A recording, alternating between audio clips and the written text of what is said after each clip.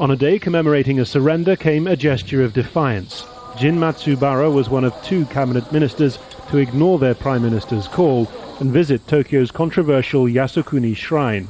Such gestures always anger China and South Korea, which see them as official veneration of the 14 convicted war criminals enshrined here, along with the 2 million war dead.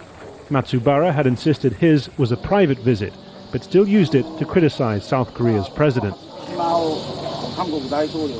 The South Korean president's visit to Takeshima Island, I don't believe it was the appropriate action to take.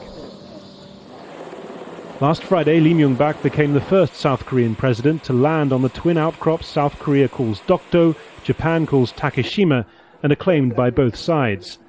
Deep into his last months in office, his decision came weeks after his government's last-minute scrapping of a military deal with Japan in the face of political and popular opposition.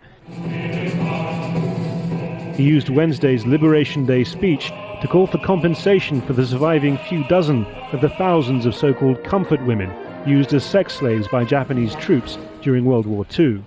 It was a breach of women's rights committed during wartime, as well as a violation of universal human rights and historic justice. We urge the Japanese government to take responsible measures in this regard. But it's not just South Korea putting Japan under pressure on this anniversary.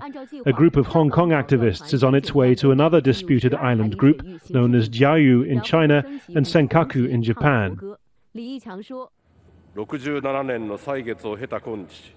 In his commemorative speech, Japan's Prime Minister spoke of the need to maintain Japan's pledge not to wage war again.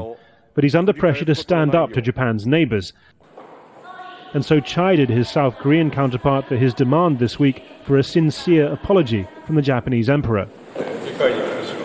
I have trouble understanding why he made the comment, and it's very regrettable.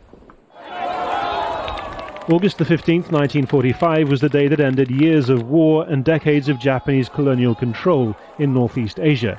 67 years later, that history still has the power to fracture relationships anew. Harry Fawcett, Al Jazeera.